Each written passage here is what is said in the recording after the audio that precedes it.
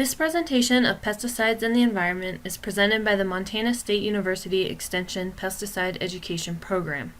This presentation covers pesticide properties in regards to environmental contamination, pesticide behavior after application, drift, and other pesticide-related environmental concerns. The main question this presentation addresses is what happens to pesticides after application. We will discuss how pesticides move within the environment, variables affecting their persistence, specific impact pesticides may cause once applied, and how you can reduce negative impacts of your pesticide applications. In this presentation, we use a lot of specific property values of pesticides we do not expect you to remember. However, you may want to look these values up in the future. We have a lot of the information included in this video presented in our Mont Guide titled Pesticides in the Environment. In the table listed in the publication, you will find many of the property values we list in this talk. However, if the pesticide active ingredient you are interested in is not listed, you can go to the website listed under the table or the National Pesticide Information Center and look up the information for your pesticide. Another useful publication is a Mont Guide titled Minimizing Pesticide Contaminated Soil Around the Home and Garden. This publication details how to manage inputs in your garden to reduce pesticide contamination. All Mont Guides are free to download and can be found on the online MSU Extension store at store.msuextension.org. Before we get started on the presentation, I want to cover two definitions: target impacts and non-target impacts. Target impacts are the impacts you are intending to create with your pesticide application, such as controlling the pest on the intended site or crop. Non-target impacts are negative results of your pesticide application you were not intending to create, such as negatively impacting water, air, or soil, or impacting sensitive sites like humans, animals, or desirable plants. You want target impacts and do not want non-target impacts. I will use these terms throughout this presentation.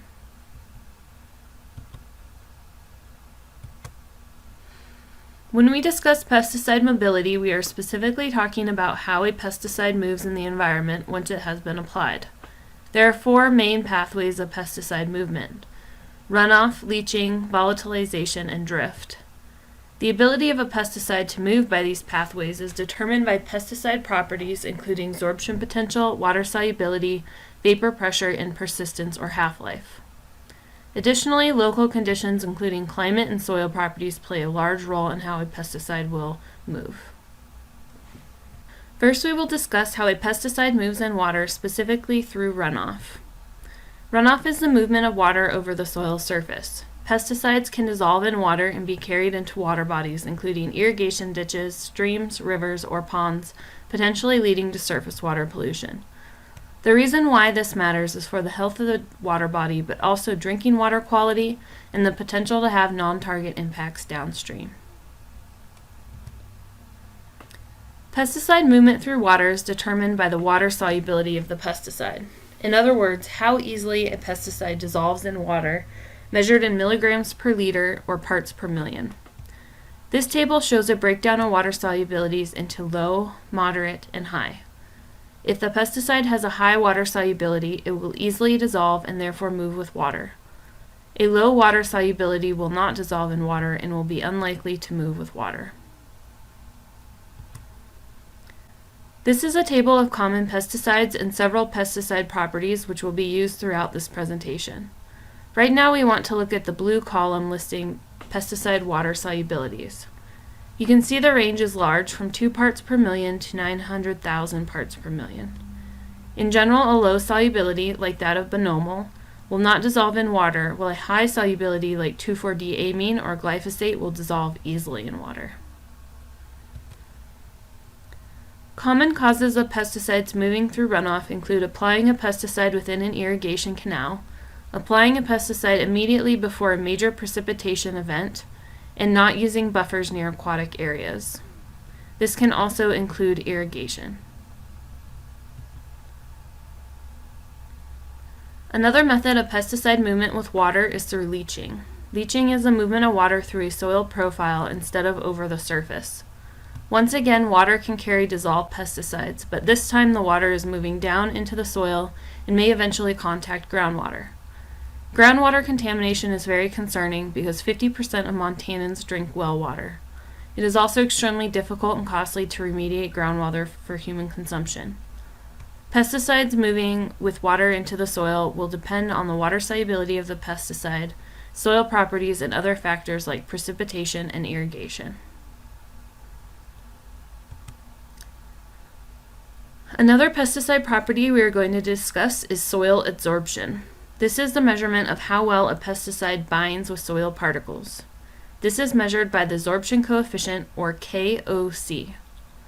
If the pesticide has a strong absorption potential, the pesticide will bind easily to soil particles and remain immobile in the soil. If a pesticide has a weak absorption potential, it will not bind easily to soil particles and it will move easily within the soil. We also need to discuss the difference between absorption with a B and adsorption with a D. Absorption means a material moves uniformly throughout, such as plants taking up pesticides into their tissues. Adsorption with a D means a material is attached to the outside of another substance, like pesticides attached to the outside of a soil particle. Here is the pesticide properties table again. The highlighted column shows the KOC of the listed pesticides, or the absorption potential. This tells you how strongly a pesticide will attach to soil particles. Low values equal low absorption potential, and high values equal high absorption potential. The range we see here goes from 7.2 up to 40,000. In this case, will picloram move easily within the soil? The answer is yes, because it has a low absorption potential. Picloram can move easily within the soil and may be a hazard to groundwater. This is why it is a restricted use pesticide. What about glyphosate? Remember, glyphosate had a very high solubility. However, it also has a high KOC. In this case, the KOC overrides the solubility, meaning glyphosate will not move easily within the soil. This is why glyphosate is a general use product and doesn't pose a risk to groundwater. Your soil texture also plays a huge role in absorption of pesticide particles.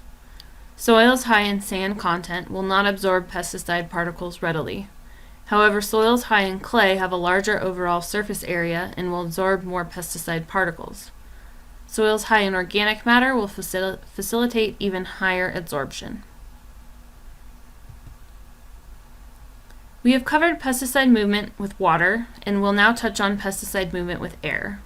This can happen through volatilization, or when a pesticide is converted into a gas, or through other types of drift, and can depend on the vapor pressure of the pesticide. Movement of pesticides through the air can be a huge concern, as pesticides can move off-site and cause non-target impacts. The vapor pressure of the pesticide is how volatilization is measured. In this diagram, we use the vapor pressure index to show low, medium, and high vapor pressure. When a pesticide has a high vapor pressure, it will turn into a gas easily, and with a low vapor pressure, the pesticide will not turn into a gas easily. Looking at the pesticide properties table, we can compare the vapor pressures of all the pesticides listed. The range listed here is from 0.0079 for 2,4-D-amine up to 338 for dicamba. Volatilization of dicamba products have become an important issue in the past few years. Additionally, we often hear of the debate as to which pesticide is better, 2,4-D-amine or 2,4-D-ester. Although the ester generally has a higher efficacy, it is extremely volatile. Care must be taken when spraying under warm conditions using 2,4-D-ester. Applicators often use 2,4-D-amine, which can be sprayed over a wider array of temperatures. Pesticides can move with air through drift. There are 3 types of drift, including vapor drift, particle drift, and spray drift. Vapor drift occurs when a pesticide volatilizes from a surface, such as plant surfaces, soil surfaces, or water surfaces. Once in a gaseous form, the pesticide can drift off-site and cause non-target impacts. This process is impacted by temperature, humidity, wind, and the vapor pressure of the pesticide. The higher the temperature, the higher the wind speed, and the lower the humidity equals higher volatility of a pesticide.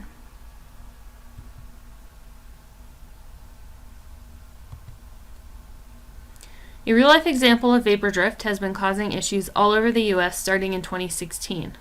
Monsanto created dicamba-resistant soybean crops before a low-volatility dicamba product had made it through EPA registration. Farmers planted the crops anyway, then illegally sprayed the highly volatile conventional dicamba products, resulting in widespread damage. In just 2016, this damage led to 124 complaints of pesticide drift, a murder, 141,000 acres of non-target crop damage, huge losses to the peach industry, and numerous lawsuits. It also resulted in tighter restrictions on use of dicamba products. Another type of drift is particle drift. Particle drift occurs when pesticides move off-site with wind-blown soil and other particles.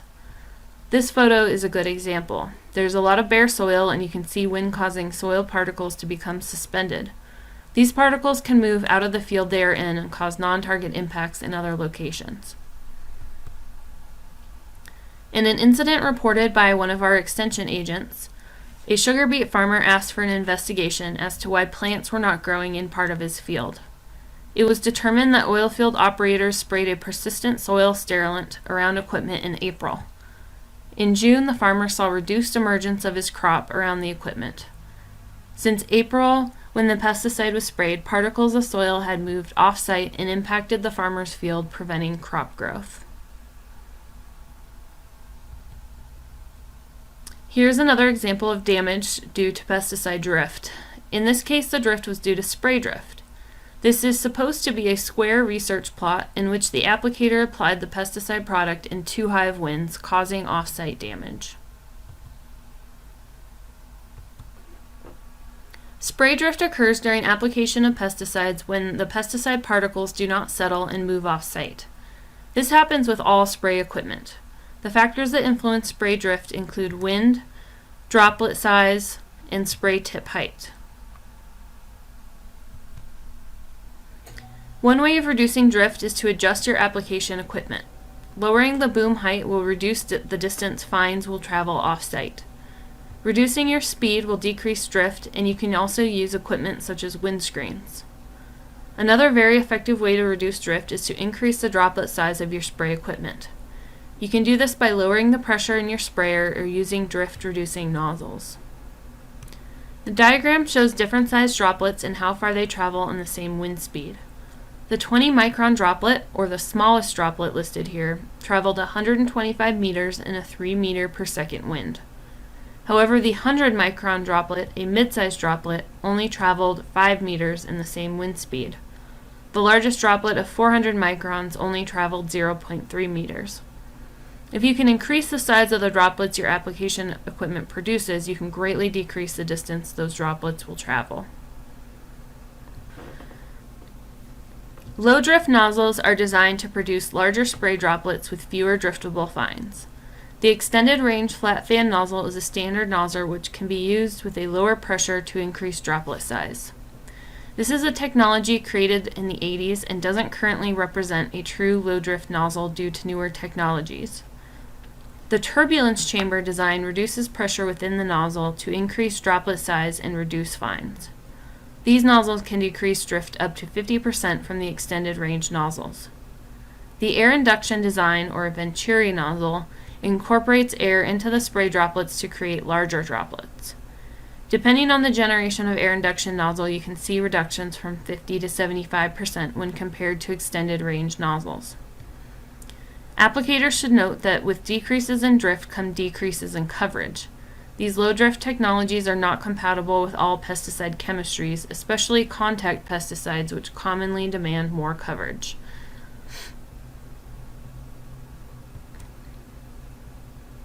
Making decisions on when to apply pesticides can greatly reduce drift. There is less of a chance of volatilization if a pesticide is applied in low temperatures and high humidity.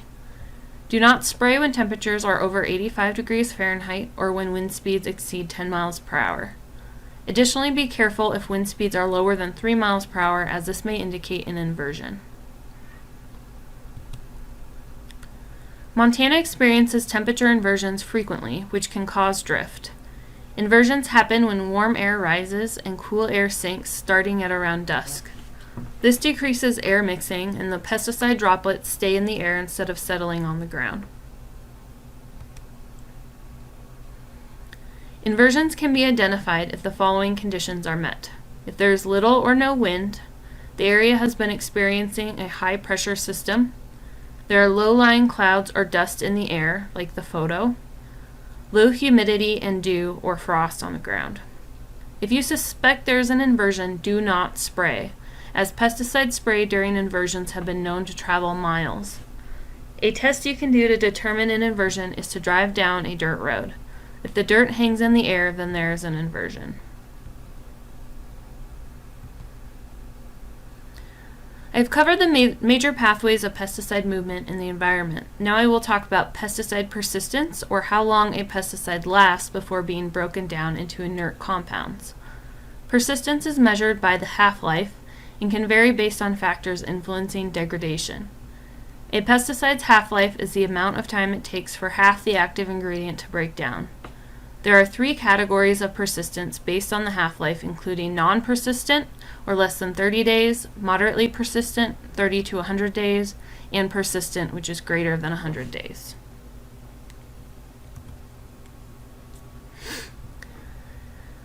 Viewing the pesticide property table, we can see that the half-life of the listed pesticides ranges from 1 day to 239 days.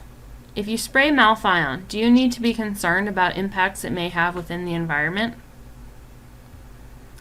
No, because it breaks down so quickly. However, picloram could cause some damage if used incorrectly, since it has a half-life of 239 days. This is one key pesticide property that made picloram products restricted use. Pesticide persistence is influenced by pesticide degradation. Pesticides degrade through microbial activity, chemical activity, and sunlight. Eventually, all that is left is water, carbon dioxide, and minerals. The rate of degradation depends on the pesticide's chemistry and the conditions of where it is applied. Microbial degradation is influenced by soil characteristics and the availability of water. There are a number of microorganisms, like bacteria and fungi, that use pesticides as food. As the microbes feed on pesticides, they break them down. Soils that are warm, have adequate moisture, oxygen, and a favorable pH provide the right conditions for rapid pesticide degradation. Simple chemical reactions occur in the soil. Something as simple as the mixing of water and the pesticide can result in acid or alkaline hydrolysis that causes chemicals to break down. Alkaline hydrolysis is the breakdown of acid pesticides within high pH soils. Any pH over 7 is considered highly alkaline. Again, soil properties and conditions affect which chemical reactions take place and how quickly. Photodegradation is the breakdown of chemicals through solar radiation and is a major factor of breakdown for many pesticides on plant, water, and soil surfaces. However, once pesticides enter the soil, photodegradation has no effect. You've probably experienced the effect of photodegradation where the sun is responsible for chemical breakdown, like when your nylon tarp wears out. This is why you are instructed to hang your laundered pesticide application clothing out to dry in the sun, as the sun breaks down any remaining pesticide residue. One of the issues of pesticide persistence is pesticide carryover. This happens when a pesticide remains active in the soil past a growing season and may negatively affect the next year's crop. Drought conditions can exacerbate this by not removing pesticides through leaching and slowing degradation processes.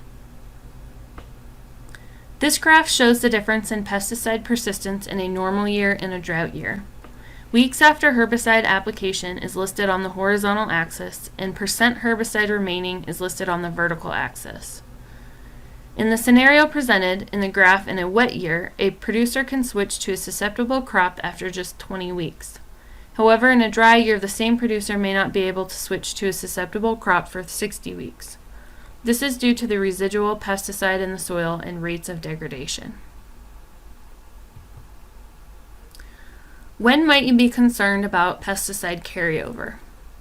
You'll be concerned about pesticide carryover if you do crop rotation, before and after using a persistent pesticide, if you are selling treated hay to be used for livestock feed, when you are planting susceptible plants or crops in future seasons, and when you are in drought conditions.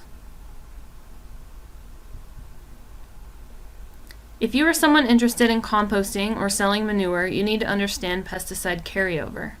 Some persistent products do not break down during the composting process or in animal digestive tracts. When the resulting compost or manure is used where susceptible plants are, like a vegetable or ornamental garden, damage can be widespread. This image is located on the milestone label, which is a commonly used general use product. The image and the accompanying text tell the applicator the restrictions on compost and manure use. If you do not follow these guidelines and damage is caused, you as the applicator are liable. These are common examples of highly persistent herbicides which can persist for long periods of time. There are 4 active ingredients which cause a lot of the damage associated with this problem, including picloram, clopyrrolide, aminopyrrolide, and aminocyclopyrrochlor.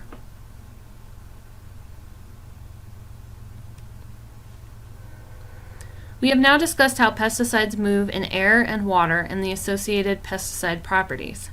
Together, this information can tell us if a pesticide is likely to be an issue in the environment once it is applied. The pesticide characteristics together equal the overall leaching potential of each pesticide listed on this table in the right-hand column.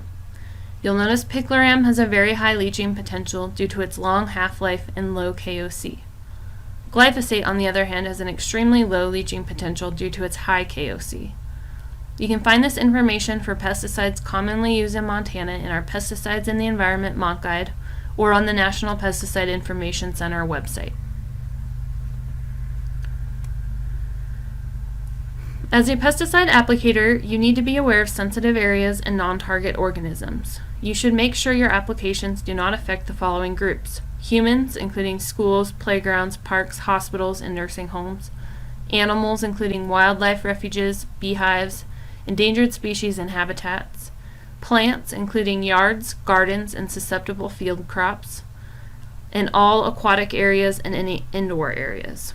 These people, places, and areas will influence your spray timing and overall pesticide application plan. Remember, you are liable as the applicator for any non-target impacts you cause. One of the non-target organisms I listed in the last slide were bees, or pollinators. The reason why this is an issue is pollinators are very sensitive to pesticides. They are also very important for the health of crops. Bees can be exposed to pesticides through direct exposure, drift, or through residues. Precautions you need to take will be listed in the environmental hazard statement on the pesticide label. Some ways to reduce impacts to pollinators is to spray before dawn, when crops and weeds are not flowering, and during cooler temperatures. During these conditions, pollinators are often in protected areas such as their hives, where the pesticide will have less of an impact on the colonies. It is also encouraged to speak with any local beekeepers about your plans, as they can sometimes move hives or take other precautions if needed. An example of what not to do happened in South Carolina in September of 2016. A community was spraying for mosquitoes for the Zika virus and ended up killing millions of bees. The problems were that the applicator gave the beekeepers very short notice to take precautions with their hives, and they sprayed after dawn during hot weather. These actions caused many people to go out of business. One of the most proactive and easy ways to reduce the impacts of pesticides is to read and follow the pesticide label. There's a lot of good information located on the label, including application timing, crop and grazing intervals, implications for composting, as well as environmental hazard statements. Here is the environmental hazard statement on the picloram label. The top red box is around a statement which says picloram may contaminate groundwater. The bottom red box states why picloram may contaminate surface water. It goes on to say you should avoid contamination to surface water through drift. It also explains how you can take measures to reduce negative impacts. At this point in the video, we recommend you download the core topic story problem packet listed on our website next to the links for the videos. Pause the video at the next slide while you complete the story problem on pages 4 and 5 with the title Pesticides and the Environment. You will need to use the milestone label which starts on page 14. When you are done, restart the video for the answers. Pause the video here while you complete the story problem. Question 1. What parts on the label list environmental concerns? There are several sections of the label which state environmental concerns, including the environmental hazards statement on page 15, use precautions on page 16, and restrictions for all uses on page 17. Question 2. Identify the sensitive areas and potential non-target organisms within the image. These include humans, residential yards, ornamental plants, the school, and streams. Question 3. How might the farmer reduce non-target impacts to the sensitive areas and non-target organisms? The farmer can reduce impacts by spraying when residents are unlikely to be outside. He can also use buffers around the school and streams, and he will also needs to take precautions to be aware of pollinators in the area. Question 4. In field number 1 are 2 small streams. Does the farmer need to worry about applying milestone to these areas? Yes, the label states, do not apply directly to water. Take care to minimize the incidental overspray along the shoreline when applying at the water's edge. This statement can be found on page 15 under Environmental Hazards. Question 5. The farmer plans to graze the area later in the summer and may sell the manure for compost. Do you have any advice for the farmer? On page 17 under Pasture and Rangeland Restrictions, it states to not use the manure from animals feeding on hay treated with milestone and compost. So the farmer should not sell the manure for composting.